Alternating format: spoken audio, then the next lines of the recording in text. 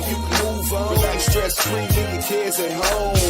Leave your cares at home. Do your two-step, get your groove on. This is feel good music, you can move on. Relax, stress-free, leave your cares at home. Leave your cares at home.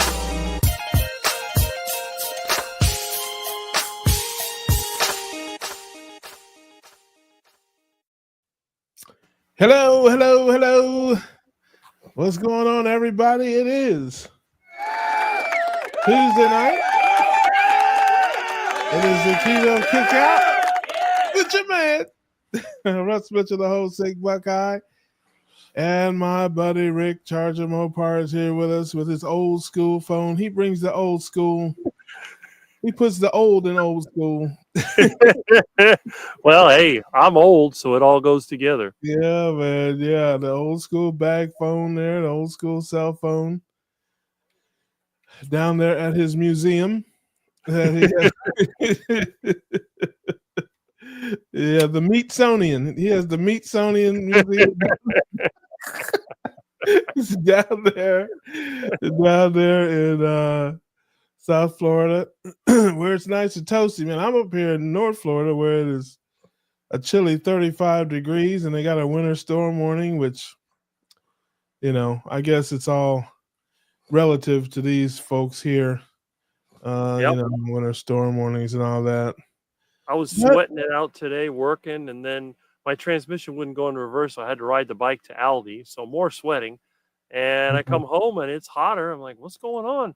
It's like 75 degrees outside. It's just ridiculous. It seems like it's getting hotter as the night goes on. Yes, I understand that. We got Meathead is in the building. Appreciate you joining us tonight. Our man William McCartney is here. Love that. Tall Cedars says hi. And hey, my sister Laura's in the building. Hey. Good to see you, Laura. And our man Jersey Tom is in the building here, Target Prime Rib. It has been quite a last couple of days here for your man. We'll start with this.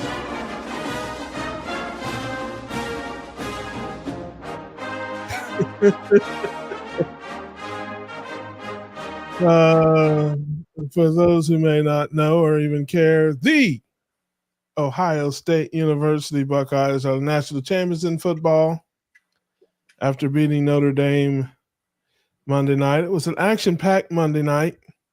Of course, we had the Trump inauguration. That was quite a day. I don't know if anybody was watching that or cares about that kind of stuff. We don't get too political here, but of course, it's funny. Hey, we don't get into politics, but I do get into comedy. And there was plenty of comedy. Trump is back. And I don't know if my man Buckeye Bob is going to pop in or not to say, hey, he is prone to pop in with Buckeye action there, but he might be asleep by now. Who knows? Mm-hmm. But yes, the Buckeyes were great. And I'm telling you right now, family, we needed that because I'll tell you, if the Buckeyes would have lost to Michigan and Notre Dame in the same season, there would not have been a show tonight. I'm telling you, I'd have been in the fetal position somewhere on suicide watch. I'm just telling you right now. They are the two teams that I hate the most is the Wolverines and the Fighting Irish. I root against them. I don't care who they're playing. I root against them. And so, yes, we lost to Michigan earlier in the season at home. I don't want to talk about it. And then we played Notre Dame in the championship. So if we'd have lost to both of them, there would have been I'd have been inconsolable. I would have had to just take a knee. I was watching a different sport this afternoon. Oh, duck mating. You got it. Fighting and mating. Listen, we've been doing this too long, man. We've been doing this too long. We're finishing each other's sentences now. It's like, I don't think I would call that a sport. I would call that crime. I would call that a crime. That's what I would call that criminal behavior. That's what I would call that. You know, my ducks are returning. They're coming back. Oh, there you go. Well, I guess that's good. Laura says 9 below this morning when I start out to see patients. Oof. She lives in Illinois. I know it's cold up there. The only place I So got cold weather is in my kitchen in the freezer. That's it. Lambs is here. What's happening, Lambs? Hey, Good to see you here. Laura, I don't know if I believe Laura or not. You watched the whole game. What were you, a hostage? Were you taken hostage somewhere by someone? I've never heard you talk about football or anything like that, so that would be a surprise. You were just looking for meat commercials. I mean, I think that's probably what.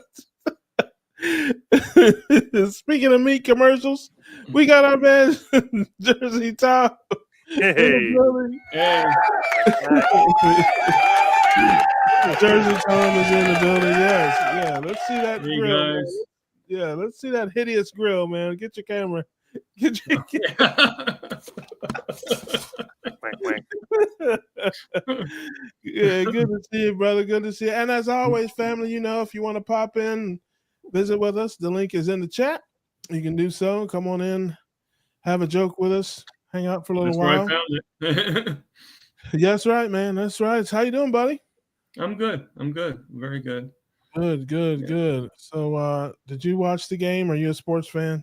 No, I didn't watch the game, but I figure, I saw your excitement. So Yes, I am Buckeye born, Buckeye bred, and when I die, I'll be Buckeye dead. So yeah, that's how we roll. That's how we roll. So here what we got. Duck mating is an art. Yeah. Let me tell you what, family. Hide your kids, hide your wife. If you have a duck mating video coming on the internet, it is yes, it was. My life will never be the same. My life will never be the same. I let this nut talk me into watching that. Yeah. Laura says I really did watch.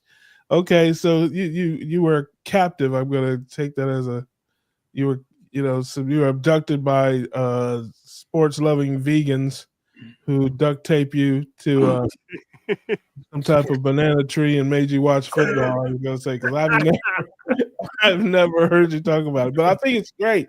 Come on to the Buckeye bandwagon. We got room for everybody. Now that we're champions, I expect the bandwagon to be full, but I'll make sure you have a spot because you are my beloved sister Laura Russell. So anyway, what's new in Tom Pruitt land, man? Tell us what's going on with you, brother. Well, I actually saw my endocrinologist yesterday. And your endocrinologist. It only took 2 years to finally see them, but yes. That is a hormone doctor, ladies and gentlemen. I know you're surprised. I know that. I am too. But yes, so tell us about that. How did that go? Well, my A1C had gone up, so I think I mentioned that before. And which by the way, I meant to ask you before, and I didn't when you had said that before. No idea. I mean, out of the clear blue sky, your A1C went up, or did you have? No, I know. I suspect why. I suspect it was the holidays and just. Oh, gotcha. Yeah. The Krispy Kreme drive-through to get you every time. Ew. Yeah, no. that didn't cause it, but yeah, I would figure the Krispy Kreme drive. Yeah. My roommate was telling me that they're actually going to be starting doing Krispy Kreme donuts at McDonald's. Did you hear about that? Yeah. That's nasty. They can do whatever they want. Just stick with your own thing. Stay in your own lane, for God's sakes. No, but they subscribe that I increase my Victoza and my and add metformin to my regimen. Of course, they told me I'm sure they love that. Have more carbs and do all this stuff, and I just looked at them and said, "Oh, okay, whatever." They were trying to actually push Lipitor on me because of cholesterol. Yeah, exactly. Yeah. That was my response. So they kept on pushing. So finally, when I said to them again to shut up, I said, "Okay, fine. I'll take some Lipitor, but only if you force it down my throat." You're like, "Well, we can't do that." Yeah. That's illegal. We can't force the pill down your throat. I'm like, well, then stop pushing me to take it. Yeah. You got two choices. My dad's been going through the same thing with his doctor, and they started out with, I don't know how many, 50 milligrams or something. Now they're down to 10. It's like every time they come with a different offer, like, okay, how about 40 milligrams? Okay, how about 25 milligrams? Like, how about 10 milligrams? I'm like, I don't even know what 10 milligrams will do for you. I'm not, if they were offering him 50, they go all the way down to 10. I don't even know. But it's just so funny how they try to push it. I'm just like, yeah. I don't know what it does for you, but I'll be willing to bet you the 10 milligram is not 5 times less than the 50 milligram. Probably the same price.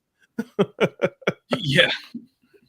Well, if you think, like, are you talking about dollar cents, or are you talking about the price that yeah, the price? I mean, it's about the money. It's like the 50 milligram, pill and the 10 milligram pill. I'm going to guess there's not 50%, or 5 times a 500%, discount because I'm only getting 10 milligrams now. Just talking about the same subject, I found this book inside, and this biggest joke in the world, in my opinion. Okay, I found this book inside one of my boxes. I don't know if you can see it or not. American Diabetes Association something guide. Is that a guide to a diet or something? The guide to being diabetic, the ADA's guide to diabetes. What year is that? We all know the ADA does not. What edition is that? And I wonder what year did that come out? This particular one, I'd have to look. I don't see a year on it. I probably had it for a long time, so I would say at least in the early 2000s, this particular book.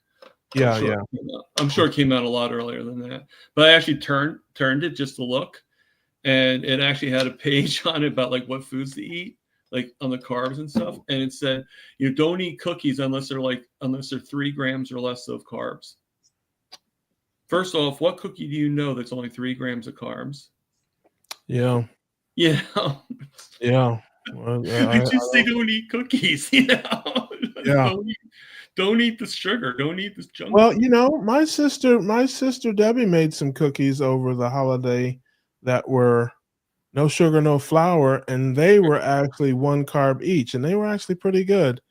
It was just she used coconut flour and monk fruit and allulose, and then butter, eggs, What were they? Chocolate chip, or are they oatmeal? No, they were just or like snickerdoodle. Yeah, something along that line. It had a little cinnamon and stuff in it, but she did the macros. There were like 15 carbs in the batter, and it made 18 cookies. Right. So I mean, don't get me wrong. I'm okay with having the yeah. A lot of, but I just don't think the American Diabetes Association should be recommending it. Yes, no, I definitely agree with you. I definitely agree with you. Even now, they recommend I think 25% of your diet and carbs. If you look at they have something new. It's called the plate. I can't remember what it's called. Oh yeah, I'm trying to think. Yeah, on their side, if you go to the 88 of the American Diabetes in the pyramid, it's like a different type. They have like the plate, and it's 25% carbohydrates. Yeah. And that's for all diabetics, from what I understand, type 1 or type 2. Right. Which is crazy to me that you would suggest to any diabetic to eat 25% carbohydrates, but much less a type 1 type diabetic. I mean, that's just nuts from what we've learned. I mean, technically, there's actually 5 forms of diabetes. I don't know if you realize that or not, but you got type 1, right? You got type 1, you got type 2, then you got pre-diabetes, okay. Then you got where women get it when they're pregnant. They get diabetes. Yes, exactly. Thank you. And then now they're saying there's a type 3 diabetes. Oh, that's that Alzheimer's. Actually affects for Alzheimer's.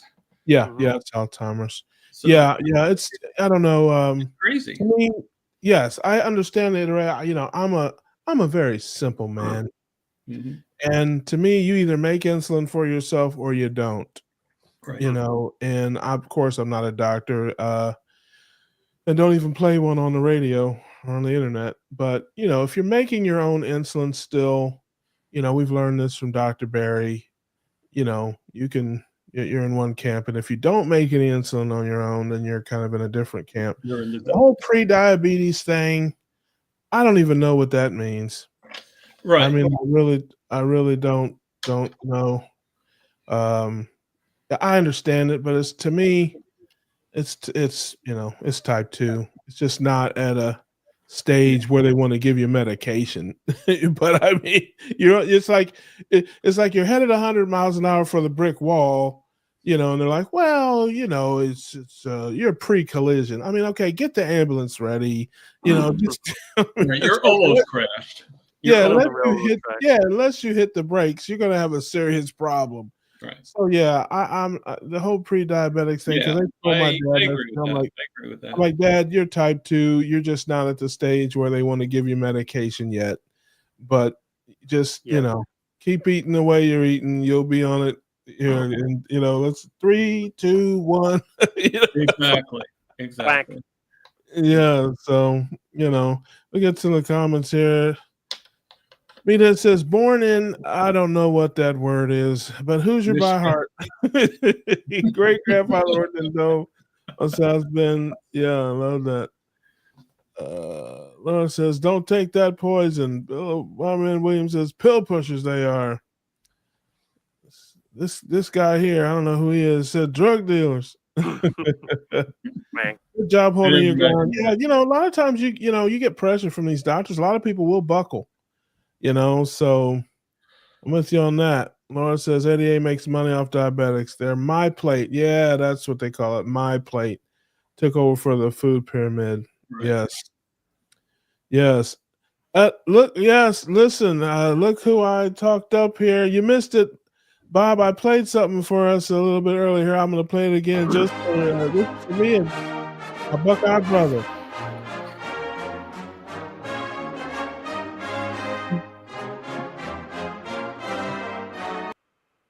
All right. I don't know if I get a strike for that, so Duck mating. I don't, theme. I don't care.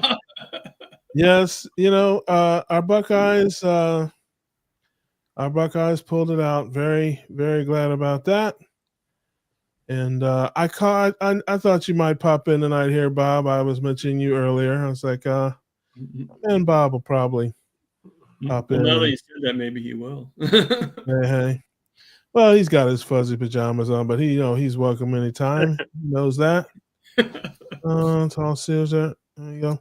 But yeah, man, it's it really is a cat and mouse game with the medications and all that kind of stuff. And a lot of people, when they get the pressure from their, I know my dad's, my step, family, he lives in Ohio, of course, with his wife, and they pressure him too. It's not just the doctor.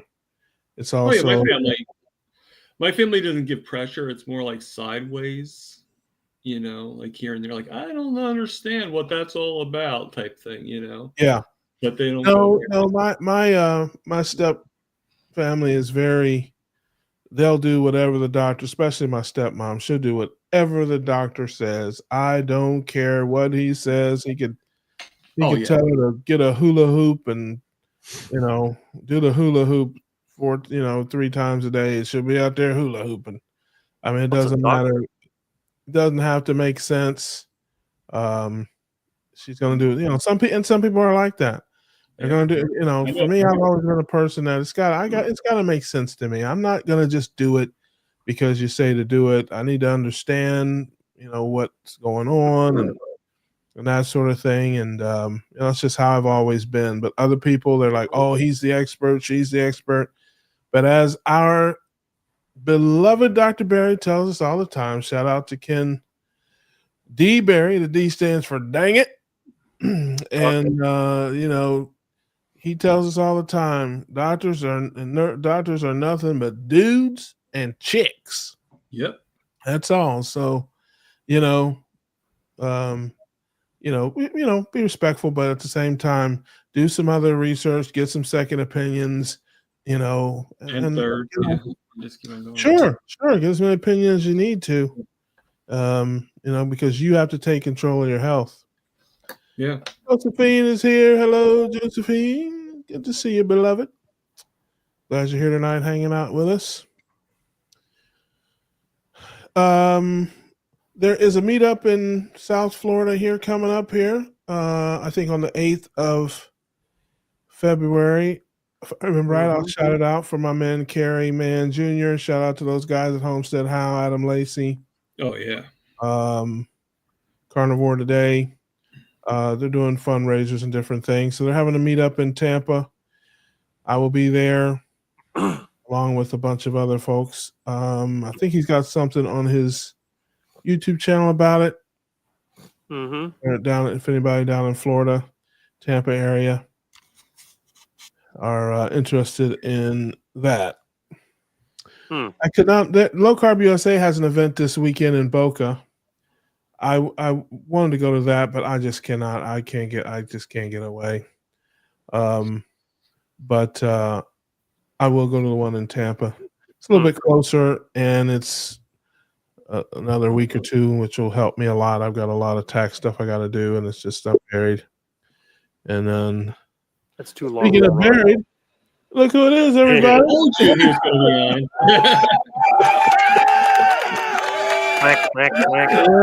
it is my Buckeye brother. Hey. Yeah, Buckeye brother. Listen, I don't know about you, but I don't ever get tired of hearing this. We can play it on the loop, man. Man, Scarlet and Gray, don't let them through that line. We have to win this game tonight. Fight, crash on to victory. We'll cheer you as you go. Our honor, defend, we will fight to the end. Ohio State. That's right. I think, and we'll just do this is this part of the segment is for Ohio State loving people. All right. Time and change will surely show how firm thy friendship. Oh, that's right, baby. We'll just do a little bit of that. Carmen, Ohio. Yes. Listen, I mentioned earlier that it is fortunate for everyone that we won the game, because if we lost to Michigan and Notre Dame in the same season, there would not be a show tonight. I'd be in the fetal position somewhere on suicide watch. I'm just telling you. I cannot bear it. I can barely bear the thought of losing to both of those teams in a single season. I wouldn't have been able to make it. Yeah, I saw in the comments that somebody was saying that they had a relative that had worked on the dome at Notre Dame. Yeah, I think that was our friend here, Meathead. Yes, one of my uncles was the architect that designed St. John Arena. There you go. That's where they used to play basketball and all that before the big Nationwide. Yeah, and they still play there. They still use it. They play. I went several years ago. I went to a volleyball state championship volleyball. Yes, they play because of the NCAA tournament rules that you can only hold events in venues that the school uses. They have one men's basketball game and one women's basketball game per year, because on those years when both the men's and women's tournaments are in town in Columbus, they sometimes need both the Nationwide Arena and St. John's Arena to be able to hold all the games that they're having for the regionals. Interesting. Yeah, well, this team came together. Very happy about that, and I was very confident we would beat Notre Dame. I think Notre Dame, frankly, was the easiest of the teams we played. Yeah, I think Ohio State went into relax mode halfway through the third quarter and almost got Notre Dame back into it. Yeah. There's no doubt about that. But Rick can get back up from his nap now, because we can go back to talking about pre-diet. We can go back to talking about pre-diabetes, which is actually stopped in. We're not. There's no such thing as pre-diabetes. You're either doing damage to your system or you're not. Right. Yeah. Yes, I Heart agree with attack. that one. That's what I was telling them. I'm like, they told me, I said, Dad, prediabetes is type 2 diabetes that they have not yet decided to give you medication for. Absolutely. That's the way I look at it. So it's just a matter of time. You're on a collision course. So Meathead says, my cardiologist refuses to learn about the cholesterol myths. He's a young guy, showing improve, still in denial. Yeah, So well, it's time to find a new cardiologist. yeah, absolutely. And he's got something called the standard of care, especially if he's young.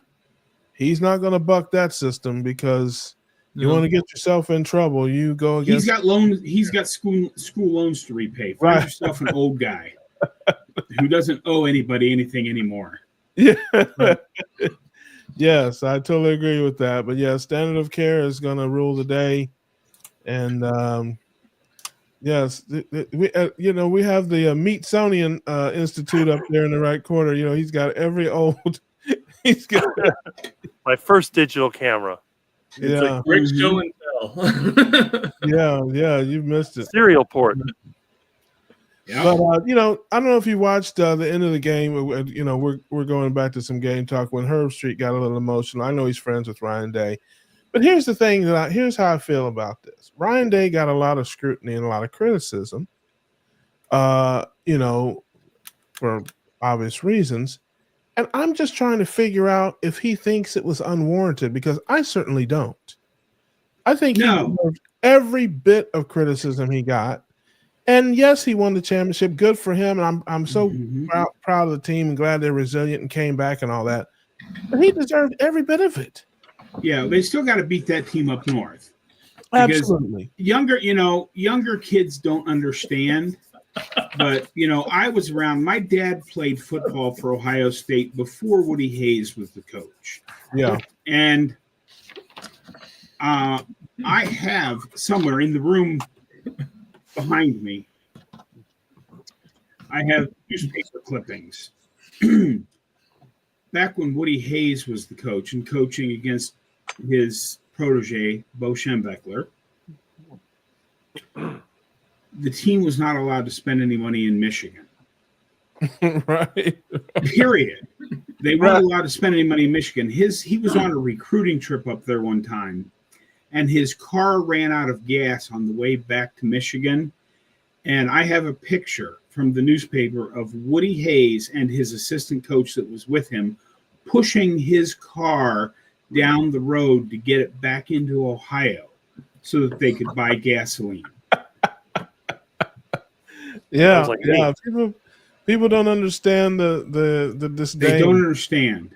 Yeah, and so yes, if you give me a choice between national champion, if you said, "Well, we're not going to be Michigan every year, but we're going to be national champions every year," I think I'd take the national championship. But that's not the point. The point is he deserved every bit of the criticism he's gotten. Absolutely, and he deserved all the criticism, and he deserves the benefit of the doubt because he shut up the criticism by running through the gauntlet that he ran through. Yes. I mean, Tennessee wasn't much of a challenge, but Oregon was undefeated up to that point. Yep. Texas was a fairly good game for a few minutes, and Notre Dame put up a good fight. I mean, through the course of the national championship, Ohio State beat 5 teams that were ranked in the top 5 this year. Yeah. 2 different teams were ranked number 3 because we occupied the number 2 spot most of the year. Yeah. No, I agree. And again, I'm happy for them. I'm happy we won, and I'm glad they overcame it. But I don't think anybody was unfair. I think he should have been on the hot seat. Absolutely. And, I think obviously he bought himself some time. But this is a big-time program. There's big-time expectations. And when you don't win big games, you're going to catch it. I mean, that's just how it is. Franklin asked James Franklin over at Penn State. He's in, he's on the verge of losing his job.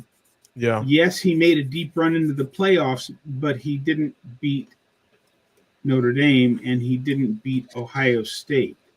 And he's now against the 2 primary rivals, Ohio State and that team up north. He's like 2-8. Yeah. Or something against those. And he's done nothing but win every other game they've played. Just like he's done a good job. Look at John Cooper. That's the whole thing Ohio State is trying to guard against, because they waited and they waited and they waited because John Cooper was above 900 in all of his other games. Yeah, he finished his career at Ohio State 1-10-1 against Michigan, and he lost big championship. He lost championship, implication games, as well. It was big games that he just couldn't seem to win. But whether it was bowl games, Michigan games, or top matchups, he just couldn't win big games. And I mean, good grief, he's got 10 players in the Hall of Fame. I mean, it's like, he had a tremendous teams, and we were always in the top 2 or 3, but when it came time to win a big time clutch game, we couldn't do it. And Ryan Day was setting himself up as that. And I'm glad he was able to break through. Yeah, the one thing that I noticed last night that I'm sure you might have noticed it or might not have, who's the greatest running back in Ohio State history? Archie Griffin. Right. Who's one of the greatest backs in Notre Dame history, who went on to be a great big guy for the Steelers? He was there last night, Jerome Bettis. Oh, yeah. The bus. Yeah. Now, the difference between mid-70s football and 90 and beyond football, did you see the difference in size between Archie Griffin and Jerome Bettis? No doubt about it. I mean, the guys are big. I mean, players were so much smaller back then. Yeah. But anyway, I've taken up enough of the time talking about football. If people this is the Homesick Buckeye channel, and I am in charge of this area, and we talk about what I would talk about. But we are done. And Rick has a heck of a phone collection going on over there. Yes, he has a heck of everything collection. Bag phone. Here it is. Mm-hmm. Lamb says we need more music. I guess he likes the Buckeye battle cry. I mean, hello, I can't dig it up for you right now, Rick, but I do have an old. It was an original car phone from my dad's car way back in the day that had wires that ran to some kind of a converter box, but it was actually a rotary dial phone for in the car. Yes. I've never seen that. All my car phones are touch tone. Yeah, this one was a rotary phone. Had a nice wooden box that it sat inside that was supposed to be for the center console of a limo.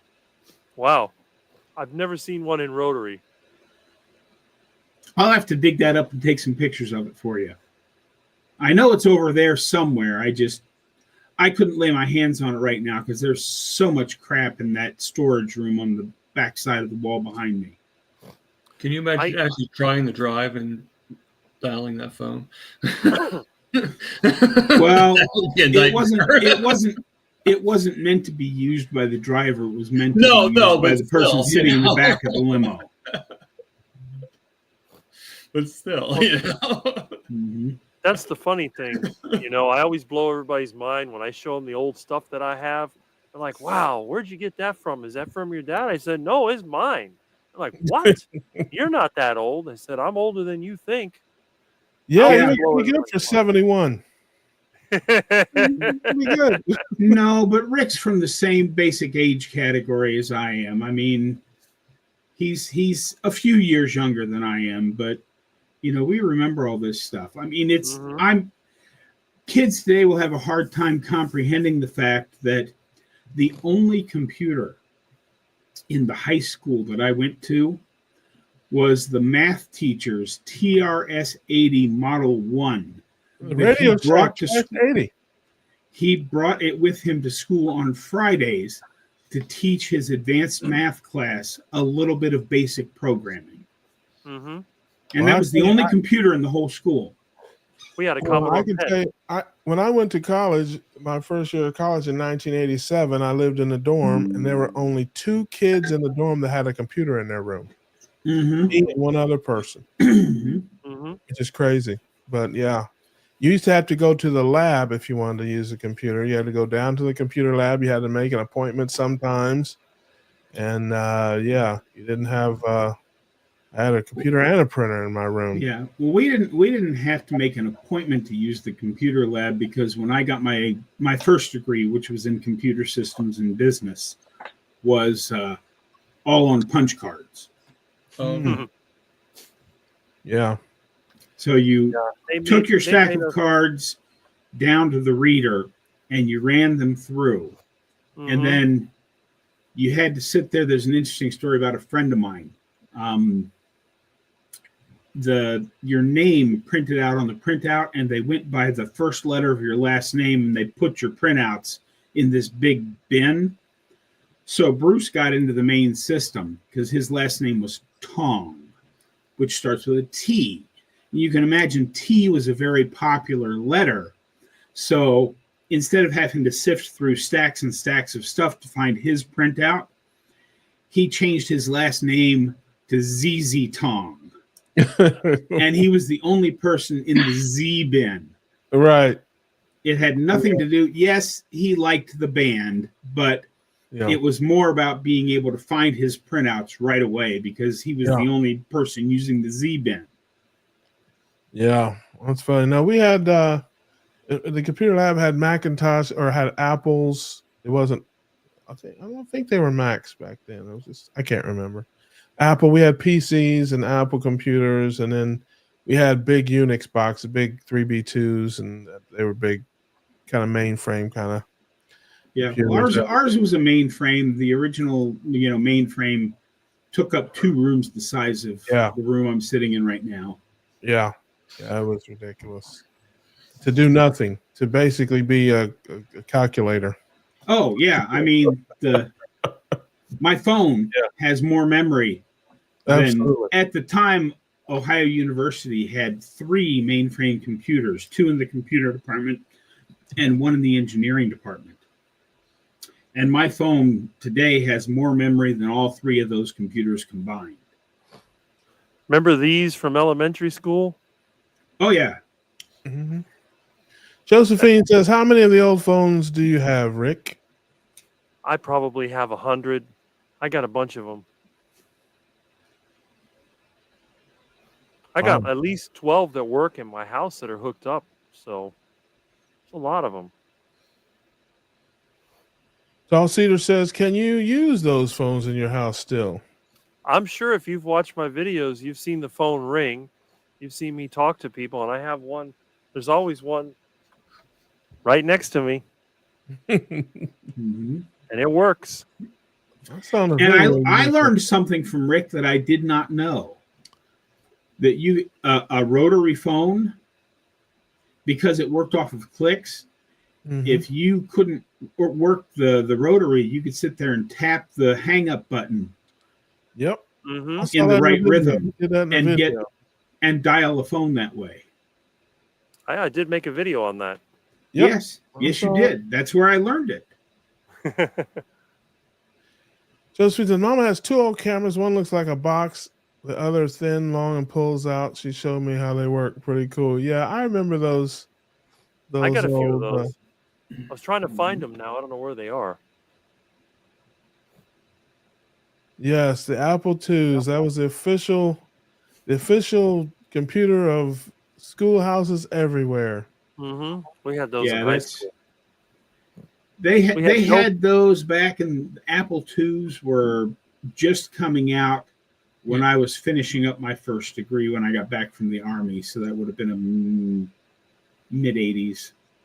We had no computers in junior high at all in the entire school. Neither do we. Yeah, they had a mimeograph machine you had to turn with a crank. Oh yeah, I remember those. I remember those too. I remember getting detention a few times and having to for detention the if it was test week, the teacher that you were working for your detention would hand you the master and send you down to the office and literally stand there turning the crank till you made 50 or 100 copies of the page. It was good because then you had the test. You could write down all the questions and give it out and get money for it.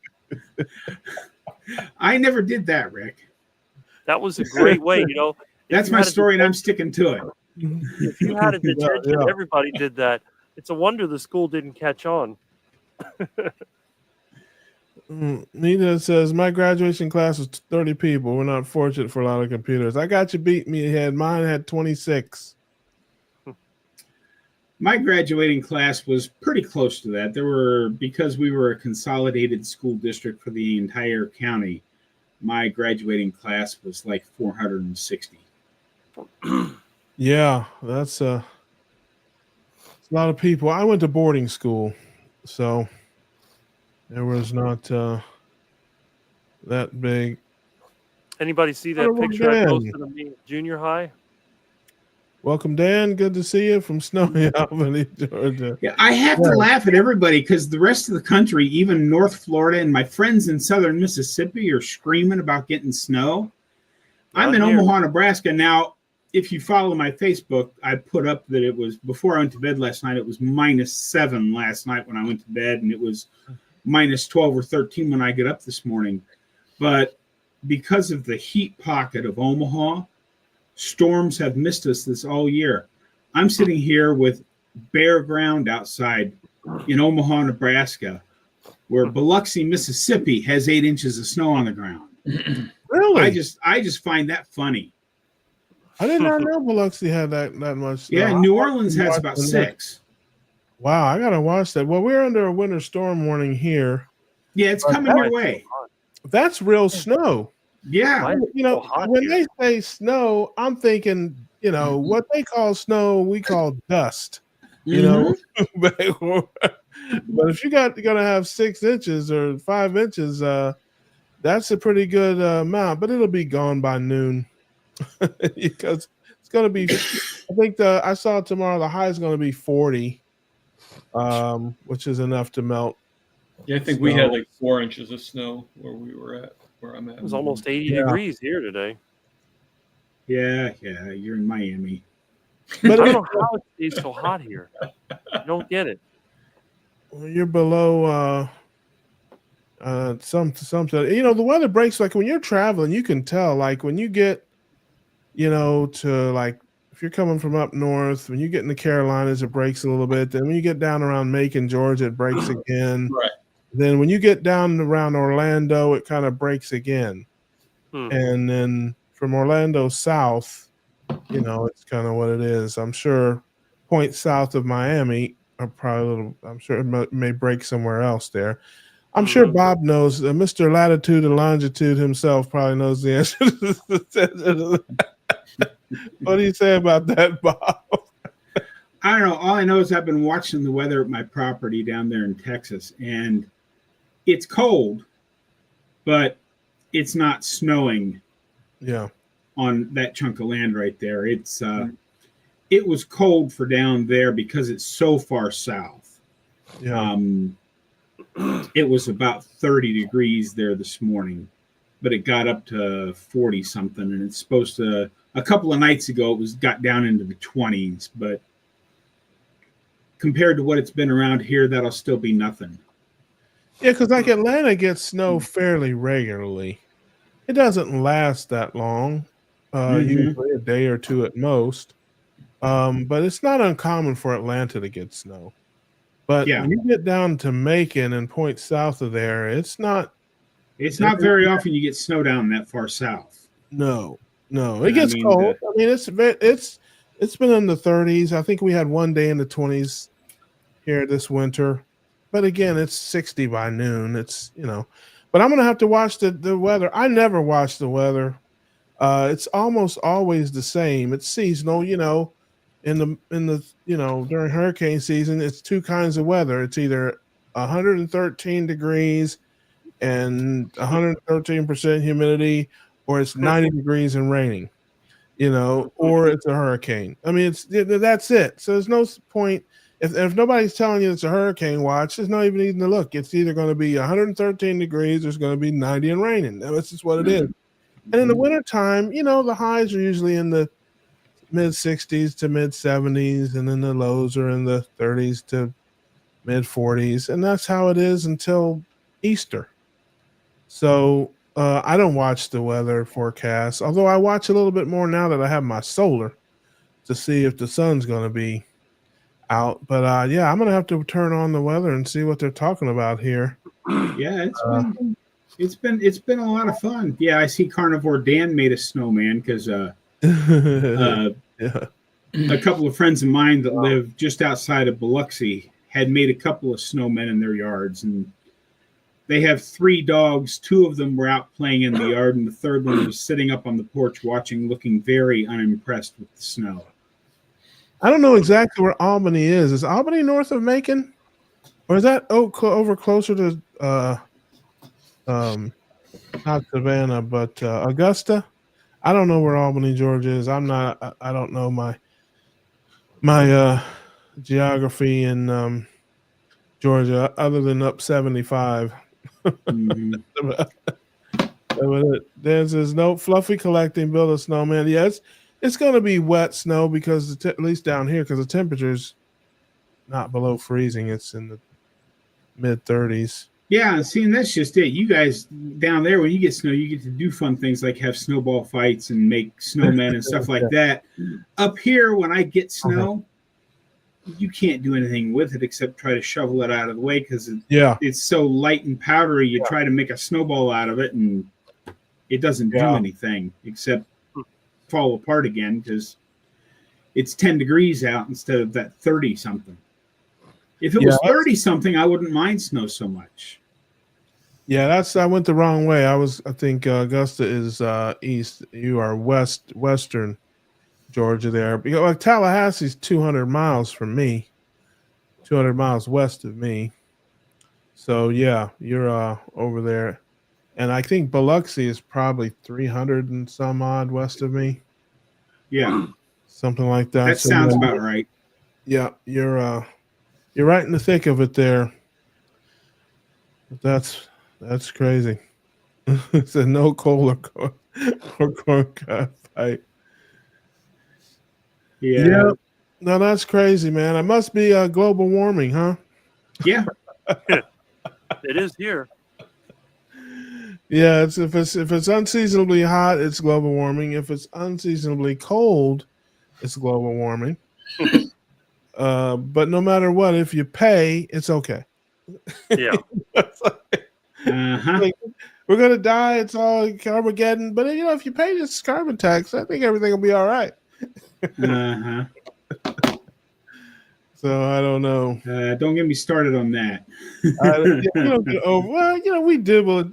We stick our toe in the water, but we don't get too far in.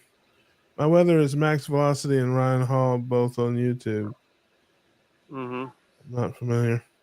Here we have Black Snow. Mama hated it. It's the ash from Burning Cane covers everything. He played it all the time as a kid. There you go. Yes. No, that's yes, not. Indeed. Well, they'll probably. I did get some emails about them closing some things down tomorrow morning, not opening until noon and that sort of thing. Because the city of Jacksonville, as I'm sure you know, does not have a grain of salt, does not have a snow plow, does not have anything, not even one. So they have no way to do snow removal in any way, shape, or form. And as I said to all of my friends in New Orleans that are getting snow today, I said, guys, just stay home. I've lived there. You guys can't drive on a hot, sunny day.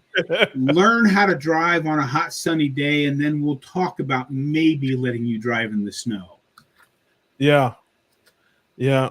We'll see you, Lambs. Have a good day, Lambs.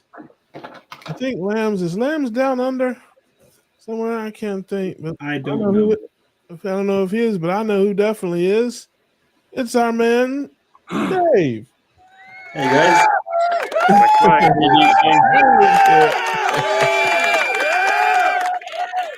Dave is down under. What's going on down there in your part of the world, my man? Yeah, it's nice and warm down here. I know what that's What's like. pretty good. What's your definition of warm? Well, anything under 50 degrees is nice and warm. Yeah, there you go. There you go. He said under. Did you mean over? No, I mean like Celsius. Yeah. Oh, yeah, we're Fahrenheit people here. I don't know how to make the conversion. They Yeah, I promised think. me they told me there'd be no math. Okay. Yeah. Okay. Fair enough. Yeah, we won't go into that then. It's warm here. It's summer. Oh, yeah, I guess you're a little bit opposite of us there. Yeah, it's definitely not summer here. Book says the coldest snow great to blow, 2-cycle backpack blower, no shovel required. And Polish Mike says -20. Woo. Here in Illinois, my face is freezing on my way to work today. Meanwhile, morning. That's exactly right. So, what is new in Dave Land down there? What's happening? Not much. I just finished talking with Bart. I was just with him, so I'm just sort of editing that at the moment. Wait, that Sorry, you did an interview with who? Bart K, Professor Bart K. Yeah, sure, I love it. Yeah, Professor K is a good guy to talk to. I've got a couple of interviews on my channel with him. He's a good guy. Yeah, he's a brilliant guy. He's a really nice guy actually too. Yes, a lot of people don't see that side of him because of his persona on YouTube, but he's a duck man. Yeah, he can be a little snarky. Oh, he can be. Yeah, he can be. When people spew out just absolute stupidity. I like that because God knows we get plenty of snark from the other side. So, that's right. You know, some of us can take the high road, but we need somebody to get down in the mud and duke it out with them too. Yeah, that's right. Yeah, so, Brad's really good for that. He's taught for so long. He's very good at debating as well. So, yes, he is a very good debater. You know, and he can be a bit of an acquired taste, but you know, because he talks, uses a lot of big words and stuff like that in many cases. But no, I like him a lot. I've seen many of his videos, and he's out there fighting the fight with us, and we need folks like him. I love it. Yeah, we do. Absolutely. It's been a couple of years since he interviewed me. Yeah. Yeah, I think he uses. I think the Cerule stuff too is. Doesn't he part of that? Yeah. Yeah. That's right. Oh yeah. Yeah. I've so's seen Bob. So's DC. They love that. I push that stuff. Yeah. It's really good stuff, though. Really it is. Unfortunately, it's very expensive. For those who don't know, why don't you and Bob just take a minute to talk about why you use it, what it does for you, and how others may benefit. I mean, the three that I use, I mean, they do have a few other products, but the three that I use are the Stem Enhance Ultra.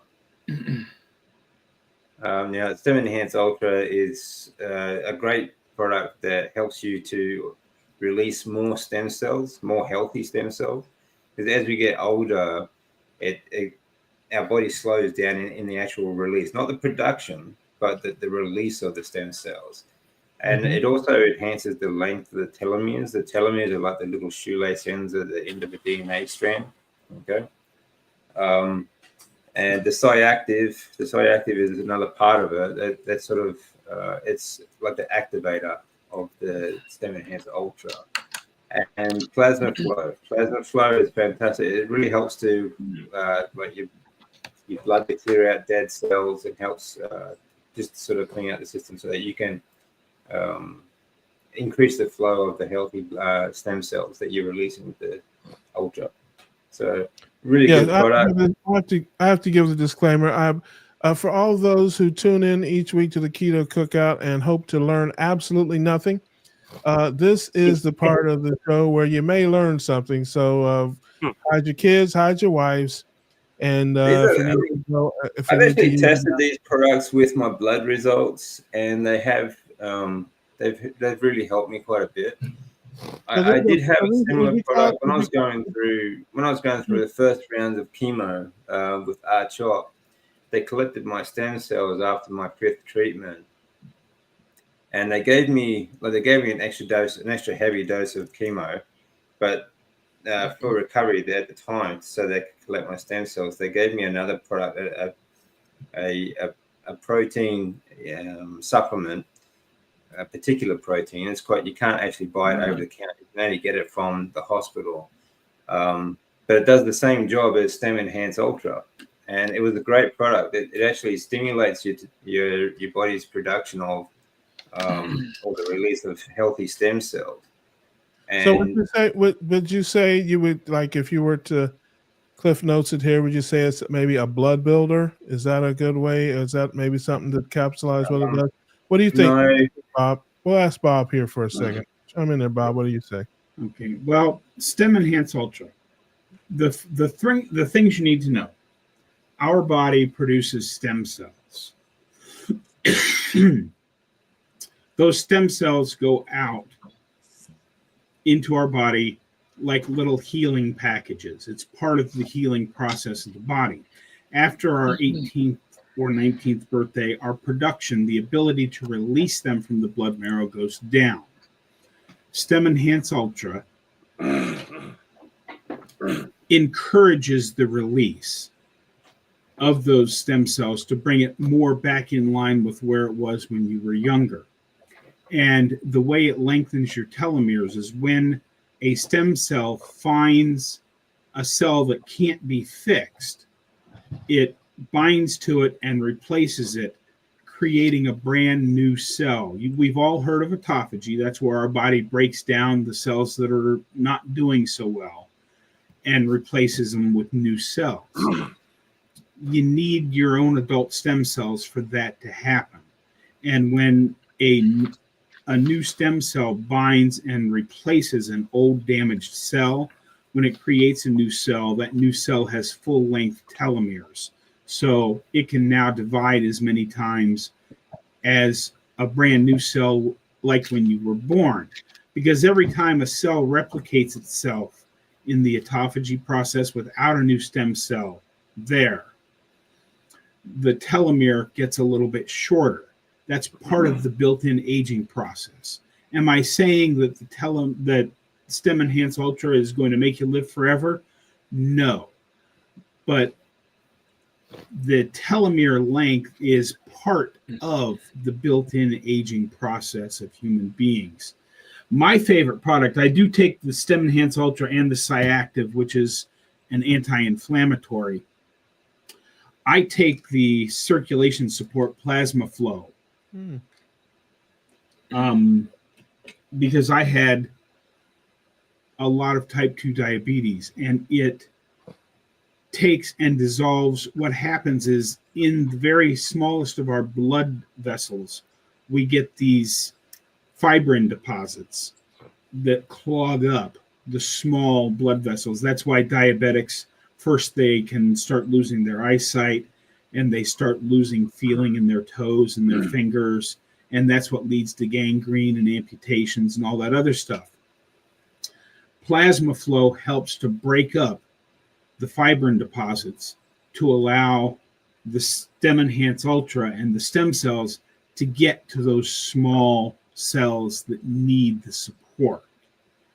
And don't take my word for it. You can click on his link, you can click on my link, click on anybody's link. I'm not asking you to buy anything. This is the same thing I say every Friday on my live stream. I'm not asking you to buy anything. I'm asking you to go out to the website and read the science, because there is lots of peer-reviewed science that says the Cerule products do exactly what they say they do. Yeah. And that's the true magic of it all. Yeah. And in the question of, is there anything noticeable? If you go back into my videos, 2 years ago on January the 4th, I fell on trail, damaging my shoulder pretty badly. I could hardly move it for several weeks. Now, I can't say for sure because I'm not allowed to say that it was the Cerule products or carnivore diet or whatever. But I can tell you that after 3 months of my shoulder slowly getting better, it was still hard to reach my hand over to my other ear like this. And every time I moved my shoulder, I could hear it going click, click, click, click, click. And then about 4 months after I started taking the Cerule products, that click was gone. My toes, because I was diabetic for so long, they don't look swollen, but for years, when you kind of work your feet like your hands, they felt swollen. Mhm. You know, those of you that have had diabetes know what I'm talking about, where your toes, they don't look swollen, but they feel swollen. All of that is gone for me now as well. Am I allowed to say it's the Cerule products? No. But I think it's an awfully big coincidence that. Way to go, Rick. Rick is like, Oh, man. I think it's a very big. I think it's a very big coincidence that my problems that carnivore did not heal started to get better when I started taking Cerule products. Well, I definitely have some circulation problems in my lower extremities, just from I think sedentary plasma lifestyle. flow definitely does help. You know, it really does help with that. I mean, I just feel so much better on it. But I have tested this with my bloods. You know, I get my bloods done every 3 months because of my cancer anyway. But everything just seems to be improving. You know, it keeps getting better. So I like to keep going. I like to keep using them myself. Yeah. So they have the stem cell product, they have the circulation product, and was there a third product that? Yeah, the Cyactive, which is It's Cyactive. inflammation support itself, but it's also, I mean, it's one of the things that helps activate the stem ultra, you know, stem enhance ultra, but it is an anti-inflammatory product itself as well. So it's really good for your joints and things like that as well. And they make a Cyactive joint formula. Yeah. That specifically helps target joints. And the fourth product that I use every day is they have a thing called Collagen Active. It's a collagen supplement. And it's blue. It tastes like, it's hard to describe the taste. You remember that flavor of Kool-Aid your mom used to make that you didn't really like it, but you drank it because that's the kind of Kool-Aid she made that week?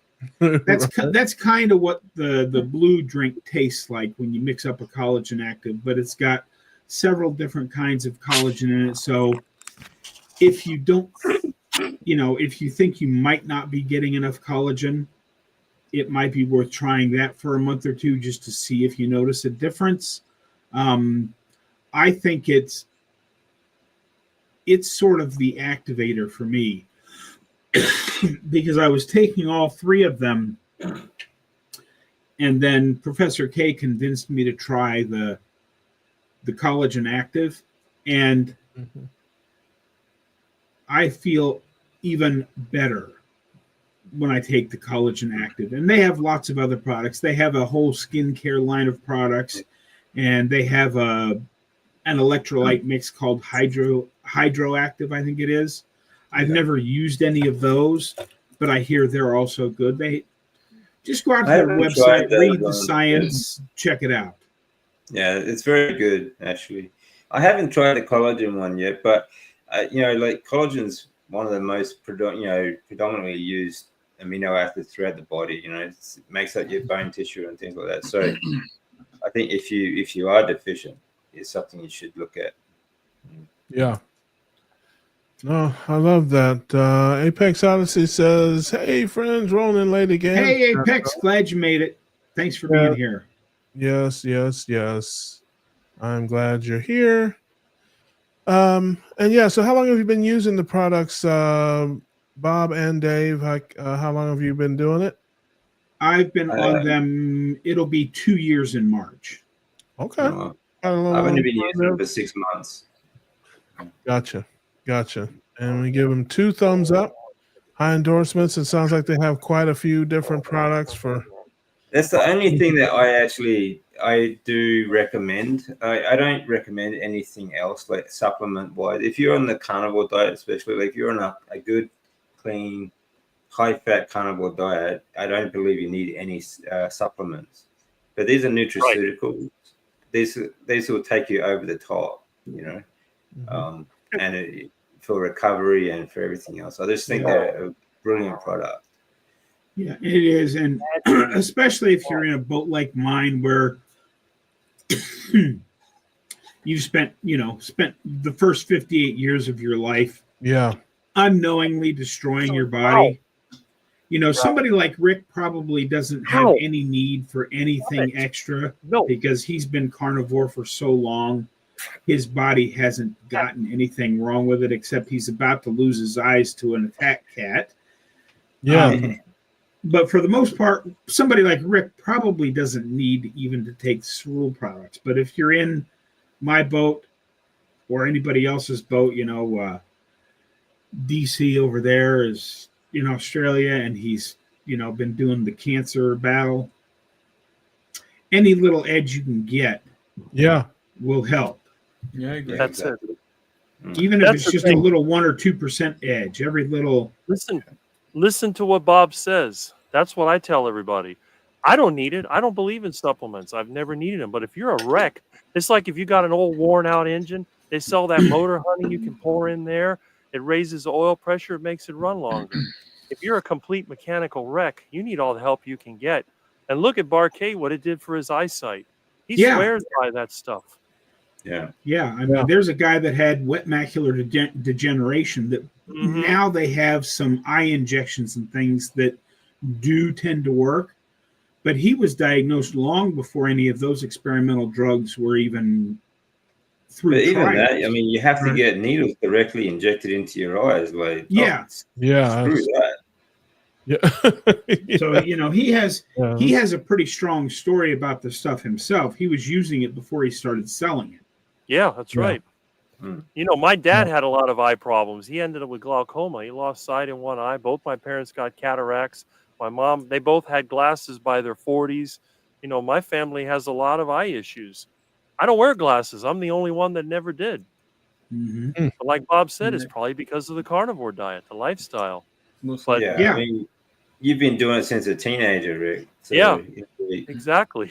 You know, you could see the way I am. I don't have any clicking. I can move my arms anywhere I want. I don't, you know, I move like a teenager.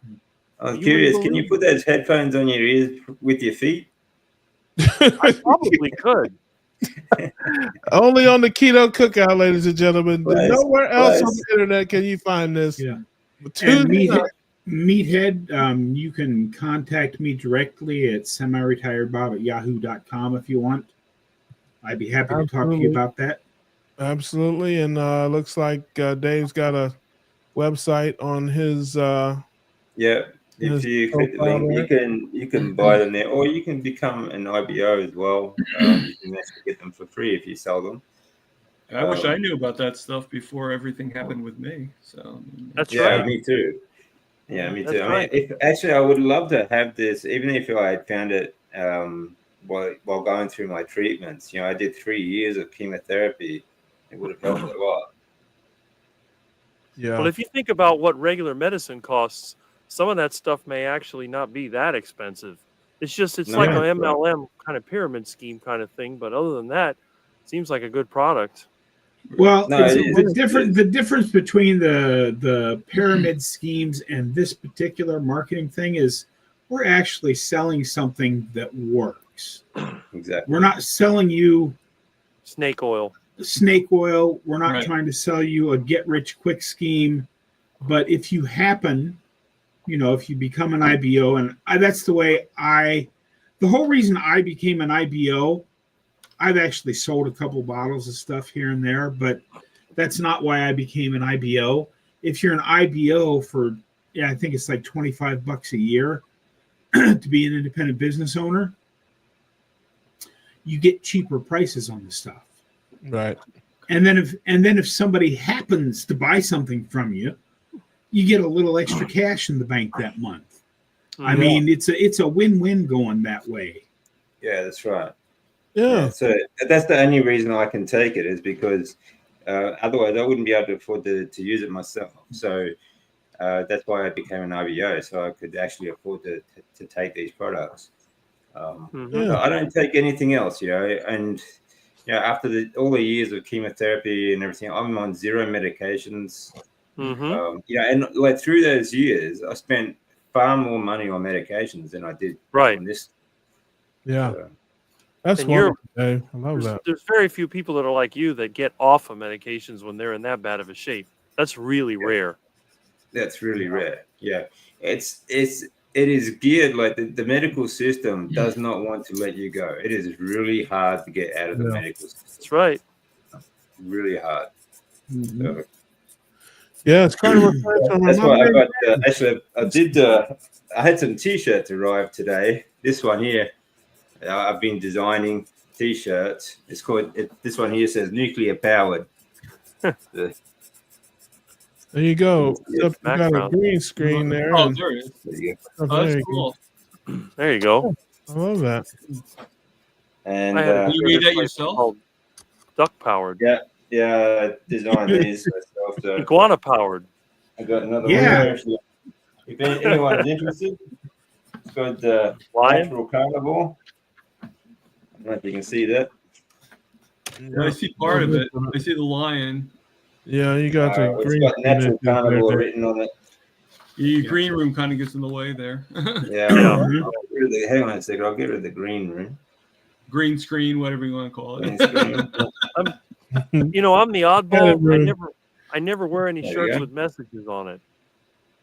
Oh, there you go. There you go. That. Oh, okay, that's cool.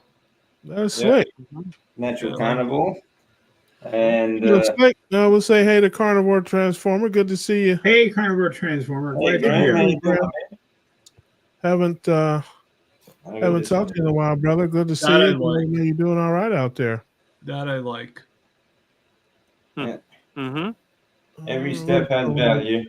It's about the journey. Yeah, love that.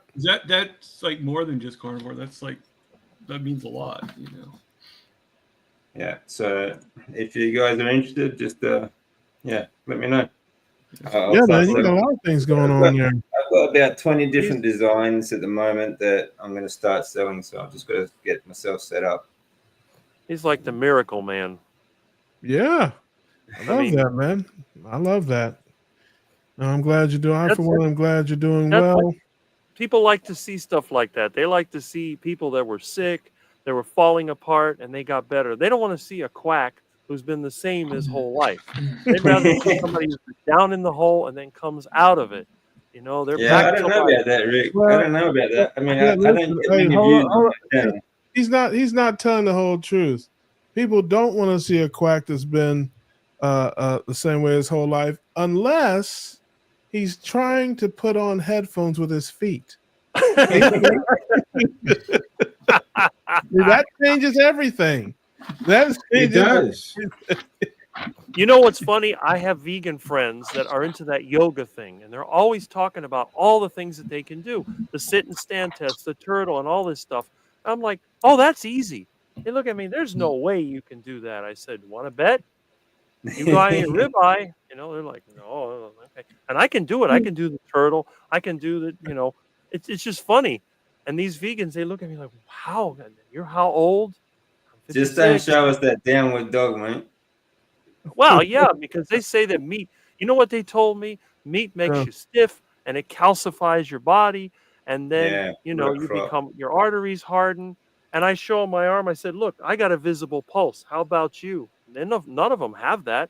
I mean, some of them got ribs sticking out, but you don't see any visible pulse. Yeah. And the other thing is, the fruitarian guy.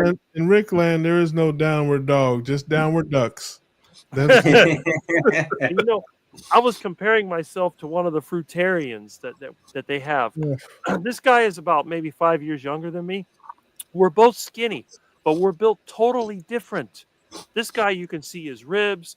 He's skinny, but he just doesn't have any kind of energy. I'm skinny, but I'm tough.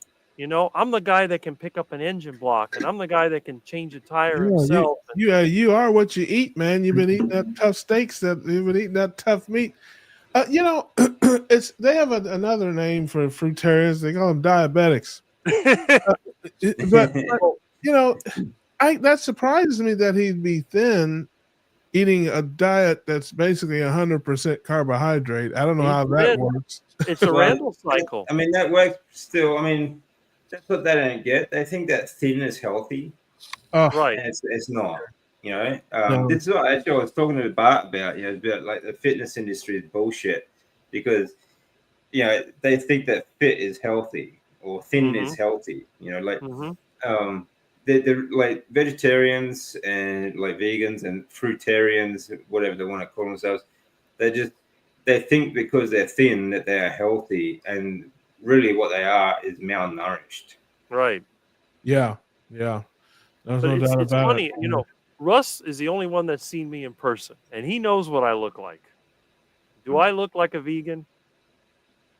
No. No. Not at all. I can tell that just by looking at you on the screen, Rick. Yeah, Even though I'm skinny. you don't need to see it in person. Yeah. Another problem with vegetarians too is they're so damn ignorant.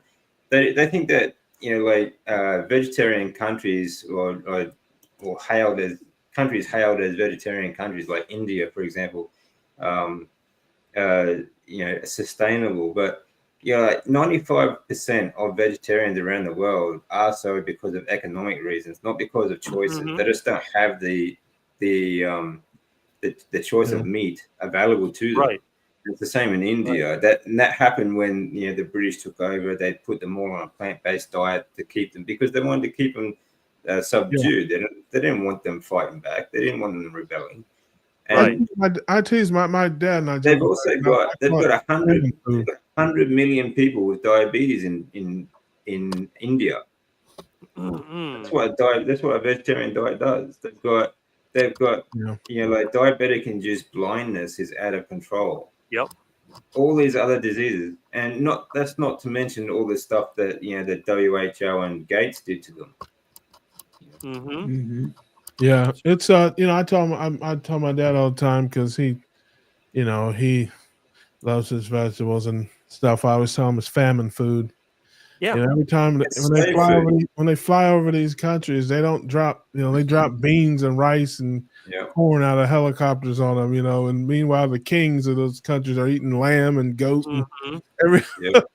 It's like the people are suffering eating beans and rice while the rich people are eating eating ham and living high on the hog. So nice about that, but it's true. I mean, it's true. It's something that people. All these NGOs and so on. They exist purely, just to funnel money, basically, because otherwise there wouldn't be a problem. There's how many trillions of money, how many trillions of dollars that get sent to these NGOs that just feed them scraps, and they're basically keeping that way so they can keep filming them and make us feel guilty and send them more money. Right. Yeah. Well, they need a constant supply of desperate people that they can exploit. That's right. I mean, that's what they do with labor. If everybody was healthy, strong, and independent, the leaders wouldn't be necessary. They would simply be cut off. All that luxury that they have would be gone. They'd have to work like everybody else, and I don't think they do too well. No, that's right. Some of these people in government, they just look terrible. You can't even talk. A lot of times when you talk to them, it seems like their mind is wandering. If you've ever looked at a vegan, they go, they're like their mind. They can't seem to keep their words going. And then look at a carnivore. Look at what a carnivore can say. Carnivores talk without all those pauses and without all that, they don't know what they're doing. Was that, Rick? Huh? Yeah. The only other thing I would point out, and this is not saying anything bad about anybody in particular, but there is a certain doctor who is a vegan influencer that Professor K calls not doctor, so we all know who I'm talking about here. But Dr. Baker was pointing out, if you look at the man's picture, Yeah. he has age spots that are out Yeah. of control on his bald head. Mhm. And the primary cause of that is a vitamin B12 deficiency. Yeah. Mhm. Yeah. Now,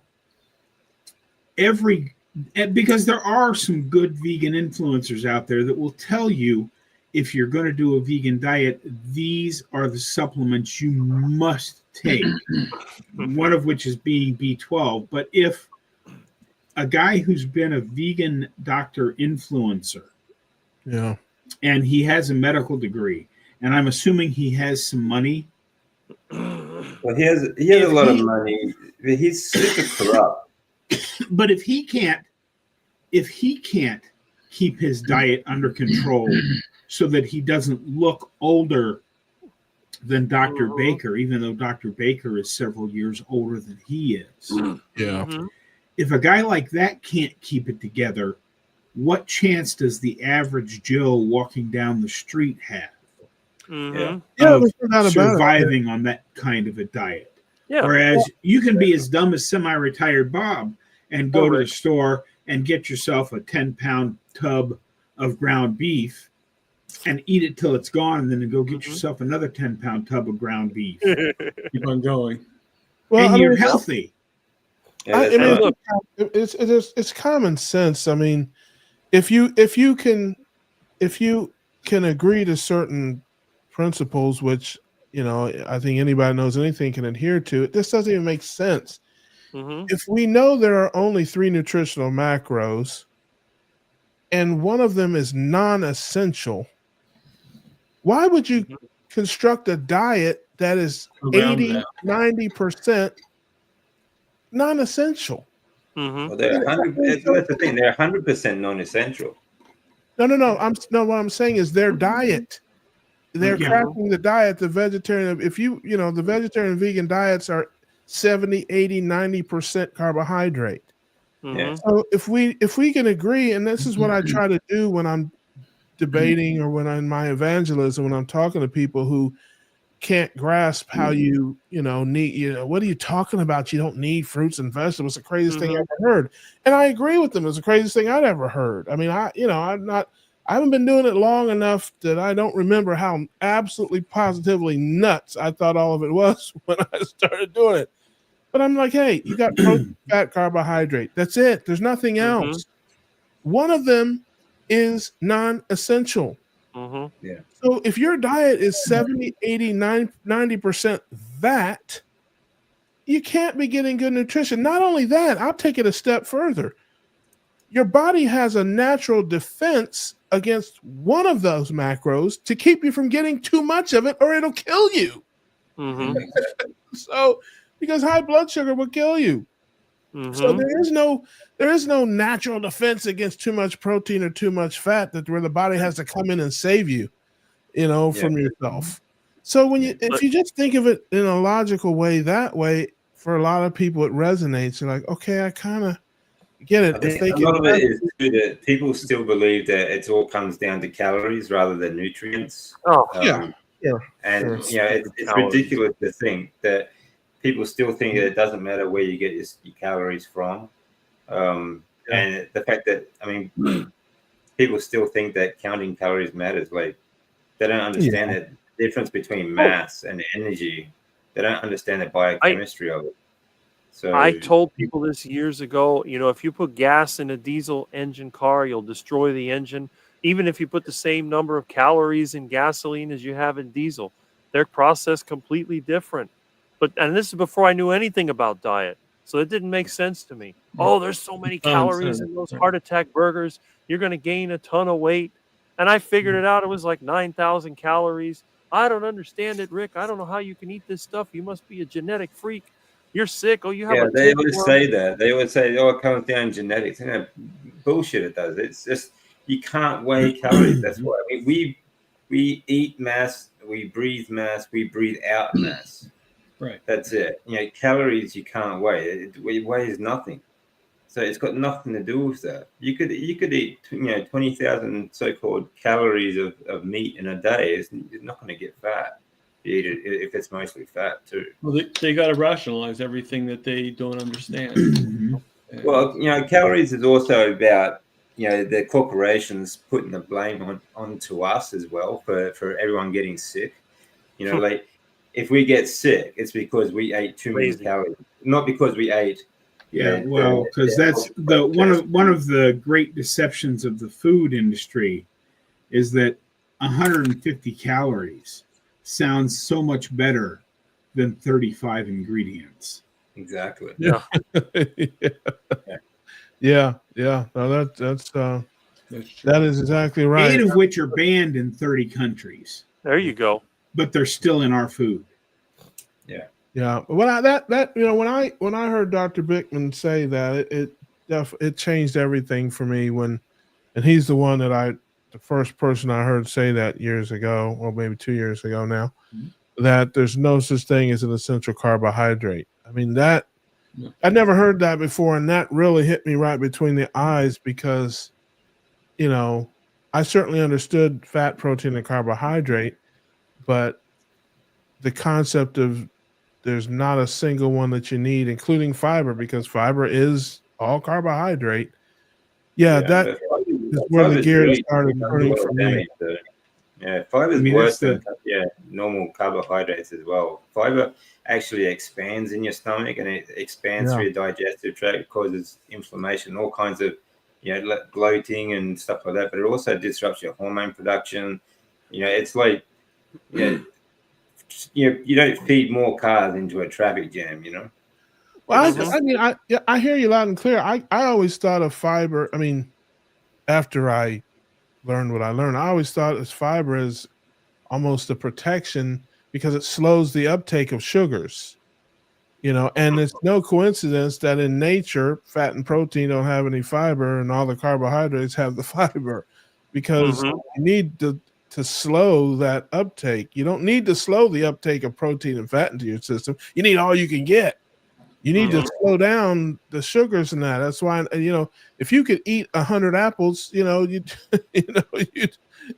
do harm to yourself. You can't eat 100 apples because it's got too much fiber.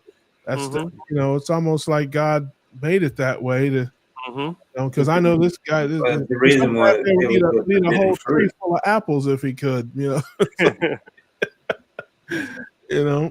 But yeah, I hear you. But there's such a difference with. Plus, like fruit. Fructose itself is so bad for the liver as well. It directly disrupts like your hormone production with your liver, but fatty liver disease and things like that. You store fat straight away. But again, we are the only species on the planet that actually mixes its food. No other animal on the planet combines different types of foods in their diet in one meal. So when you eat fat with carbohydrates, then you're going to store fat very quickly because the carbohydrates, you get an insulin response, and of course then you're going to store the fat. But if you eat fat by itself, you just get hormones and energy. You eat carbohydrates by itself, you just get a fatty liver. It was liberating to me because I don't like fruit. I've never liked fruit, even as a kid. But I was eating a lot of it because I thought I needed to. I thought it was healthy. I thought it was good for me. And I was free like OJ, man. I thought everybody in the South liked watermelon. Hey! Now listen, don't make. I like watermelon. Don't make me call all kinds of fruit. Yeah, well, and the fruits. When I was a kid, even just that short amount of time, were so different. Nowadays you get these big sacks of sugar, seedless grapes, and you can just sit there and power through a whole big bag of them in no time at all. And when I was a kid, it was in season. It wasn't all year round. Yeah, and that's right. Grapes when I was a kid were small, sour, and had seeds. Yeah, that's what we have here. And it took time to eat them because you had to basically chew around the seed and then spit the seed out. And Yeah. That's the way the watermelon used to be. Yeah. Yeah. I mean, you Yeah. couldn't just Yeah, sit now there people and spit them out like a machine gun, you know. Yeah. Mhm. The new watermelon tastes like garbage. Yeah. It's garbage. It's just sweet Yeah. crap. And Yeah. it was seasonal, but now that we have refrigerated trucking and refrigerated shipping via trucks and ships and trains and all of that, there is no season for fruit. Yeah. If it's Yeah. winter, Yeah. if it's winter like it is now, Yeah. instead of getting strawberries from the big strawberry farm out to the west of here, you can go to the grocery store and you'll find strawberries that were shipped in from Argentina. Right. Right. And did you So know there is no lean season or absent season anymore. Did you know there's a No. lot of fruit that if you pick it too early, they're toxic? Look at mangoes. They pick Yeah. mangoes too early, they ripen on the way. People get sick from them. If you're going to eat a mango, you got to pick it straight from the tree when it's ready. A lot of fruits are like that. But they ship this like tomatoes. Tomatoes are toxic when they're green. They have to ripen on the vine.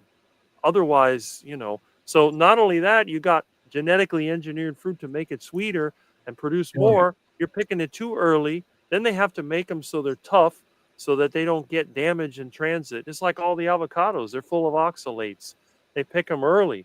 If you go outside and pick the avocado when it's ready, it's probably a lot less toxic. And then, like you said, they get them all year round. We're not designed to eat fruit all year round. That's ridiculous. Yeah. Yeah. No, that's right.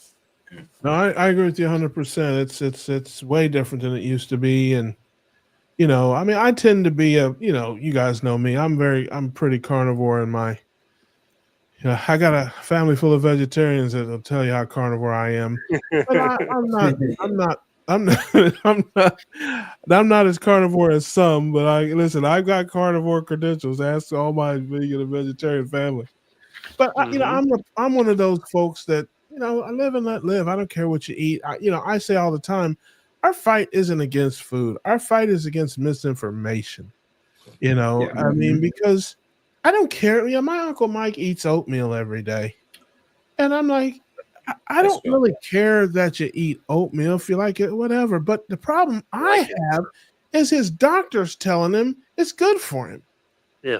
That's the real problem. If you like oatmeal, eat oatmeal. But if you're eating it because you think it's doing something for you, that's the part. Because there are millions of people just like me who bought things and ate things they didn't like and didn't want because they were told it was good for them. Mm-hmm. Yeah. Right. I used to eat oatmeal every morning. Yeah, me too. Because yuck, heart healthy. I was told that is what my diabetes needed.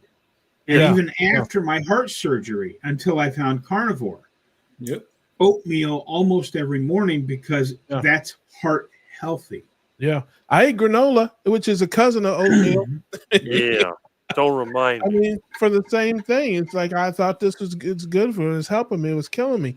And so that's always, from my standpoint, that's our fight. If 90% of people, there's always the guy that's going to smoke 3 packs a day, even though it says right on the side of the thing it's going to kill him. But 90% of people, if they're given good information, will make good choices for themselves. That's how most of us work. People just want to be healthy, but but you're right. Like, it's so difficult to get the right information now because we've grown up with these doctors and health professionals and fitness. This is what I was talking to Bart about too. Is that health professionals are the same, and they believe in their education. They believe that eat these carbs, like eat oats because oats are great. They have like plant protein and they're high in fiber and give you lots of starchy carbs, and starchy carbs are good for you. But it's so demonstrably wrong, and all that they tell you all that's good for you. Fiber's good for you. All the vitamins. My uncle's telling me about antioxidants and phytonutrients and all that stuff. I'm like, it's all, like I said, we know it's a money grab, but to me, that's the at least for me anyway, that was the thing that got me over when I realized how much I didn't need. When I realized it was all a bunch of bull, it's just a flat out lie. Cheerios are not heart healthy. You know, it's like, you know, I mean, it became easier because, again, I didn't even like the stuff. I didn't want to buy it. You. Right, you thought you had to take it. Yeah. It is a big moneymaker, though. I mean, our fight is against big food and big pharma because if you're healthy, there's no money to be made off of you. Yeah. If you're dead, there's no money to be made off of you unless you're selling funeral plots. Well, they're the biggest purveyors of Everything in between Yep. is a place for somebody to make some money off of you. Yeah. Well, they're the ones who are disseminating the bad information and giving it to governments and feeding it to us through media outlets. It's the food industry that started these groups like the Dietetics Association, of America, and then pushed it around the world. You know, the food industry is the biggest industry in the world, and we pay for it. We pay for it in so many ways too. Like, it's taxpayer subsidized. There's a lot of these corporations pay no taxes at all. And then we have to buy it at the supermarket or wherever else as well. So you're paying for it like 3 different places as well. But you know who owns the food industries? Well, pharma, of course. The tobacco industries. Back when they saw their business going away, I heard that. They bought all of the big food companies. You know, Winston-Salem bought out Kraft.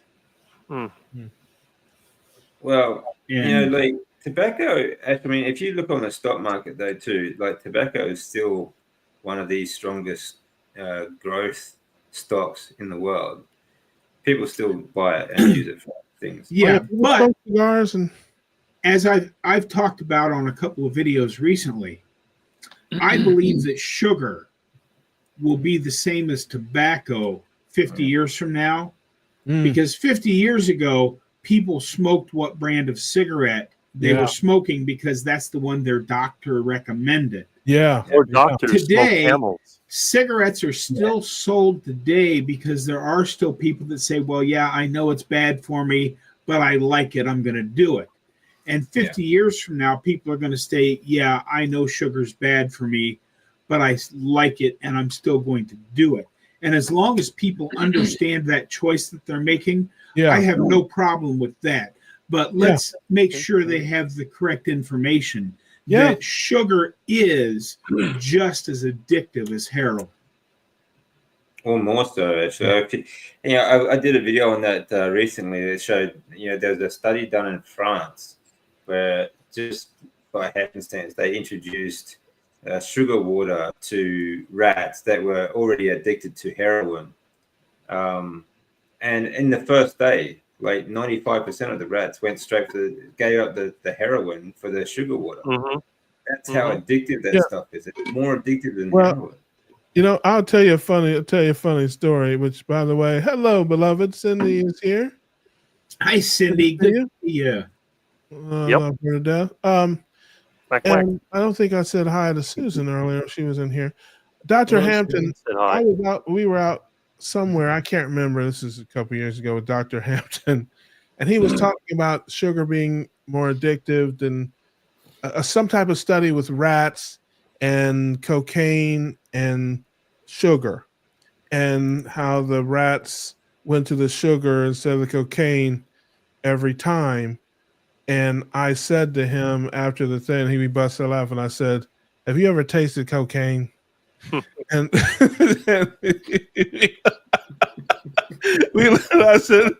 I said, "Don't ask me how I know, but if you gave me a choice between eating sugar or cocaine, I'd take the sugar too." Yeah. give my cat a choice between steak and sugar and see what he eats. Yeah, I mean, it's like that's kind of not a fair comparison if you have to eat it, because one is utterly disgusting and the other is sweet. But yeah, so did they account for that in the study? So yeah, I used to have to work in law enforcement. You know, I had to do the little, Mhm. but don't ask me how I know. Yeah, I'm buying that one.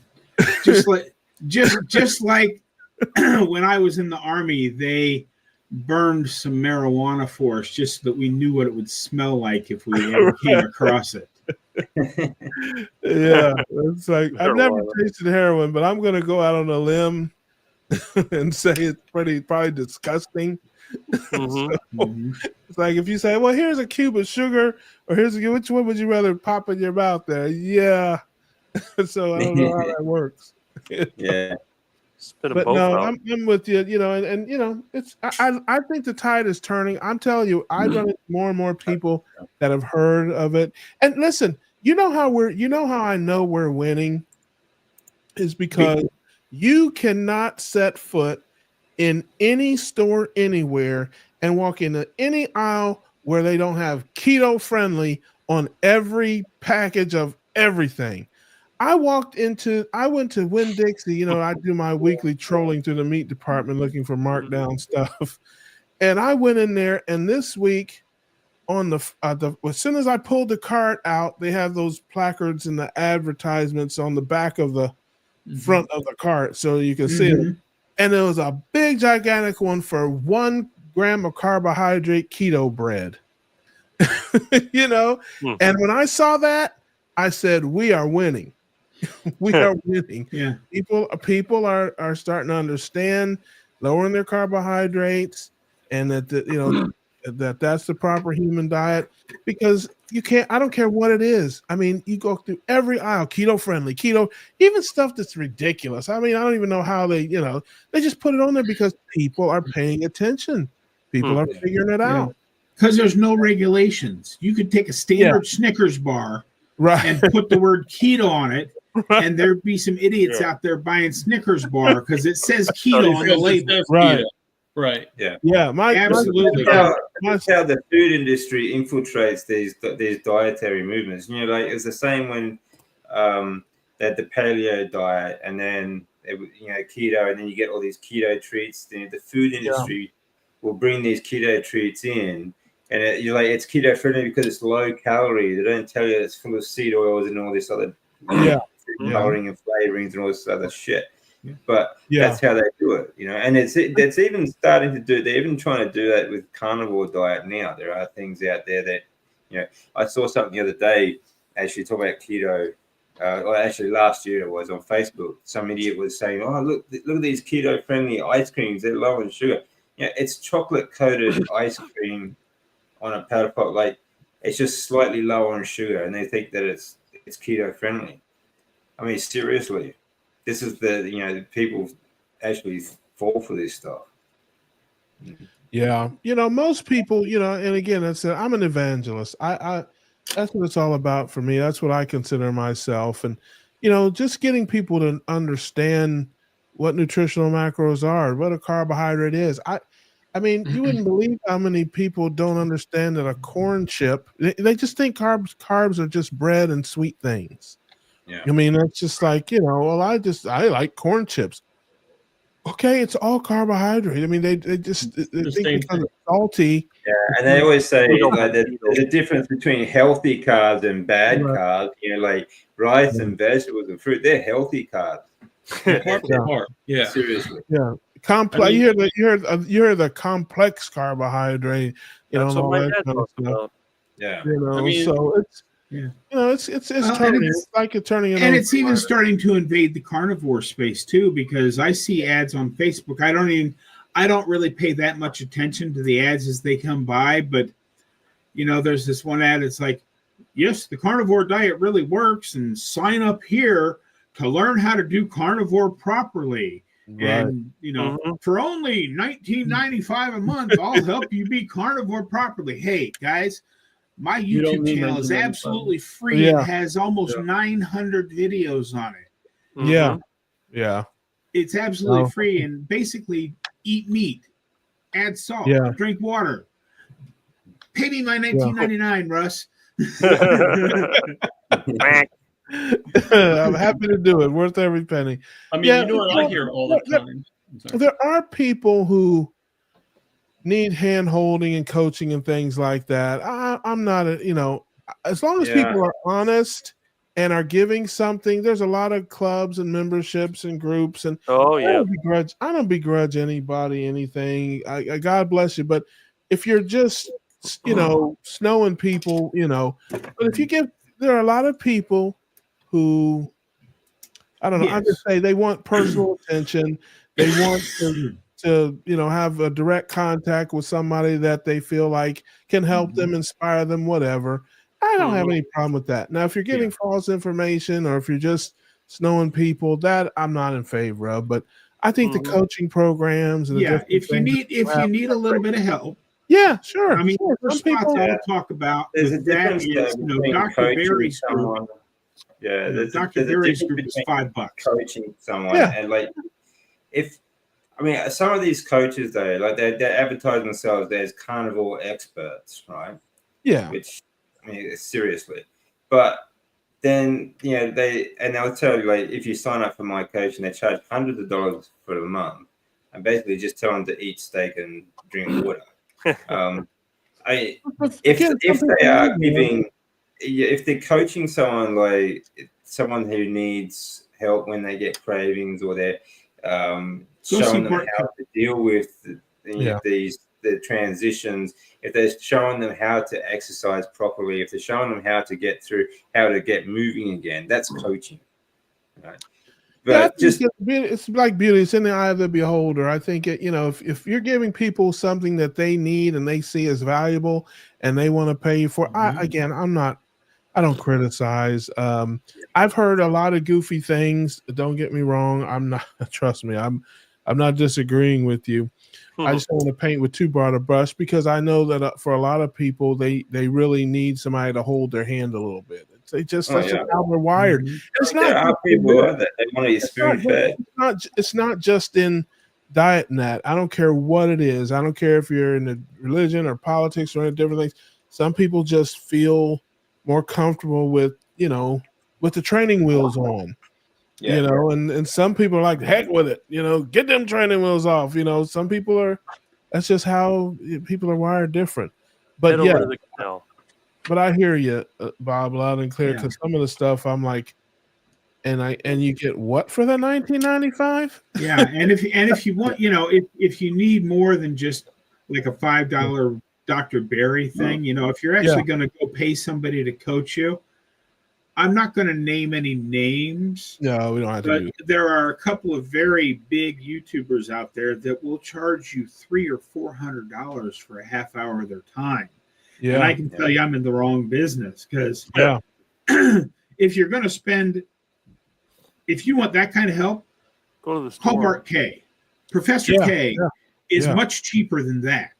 Yeah. And he's much more expert than any of those other guys are. There's no doubt there's a hustle. There's some folks out there hustling. There's no doubt about that. I'm not denying that at all. And like I see plenty of them, and I'm like, I can't believe somebody would pay to listen to you talk about anything. And they do. See, that's just it. They do. Yeah, but they must be helping people. People must see value in it because they're paying it. And if that's again, they have the magical 2 letters at the start of their YouTube channel. Yeah. DR. Yeah. Which is just clickbait, basically. That's very true. That it's funny you should mention that, because they definitely have an edge when people see that doctor in front of the name. It the same respect that the standard American doctors command. When the folks that are out there eating the wrong things and listening to those doctors, when they say the doctor said it, man, it means something. And it's much the same in our community. Our doctors, some of them are rock stars, man. When you go out to these different events and that, people just crowd around, and they just, everything they say is the gospel truth. So yeah, I don't know about that. The other word, there's another word that starts with a D, but it has 4 letters. That's the one that I look for. DUCK.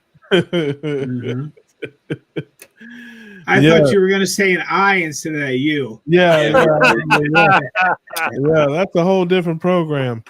Well, you can replace the D with an F, Hey. and you got Barcade. Yeah, that's a different program, and that's favorite word. that's on Saturday nights. Rick has his own. Yeah. Barcade's favorite word is duck, except you take off the D and you put an F. Yeah, Mhm. yeah, that's true. Well, I can see this thing going off the rails here pretty quick, folks. So we are going to conclude this program. We have fulfilled our contractual obligation to the family.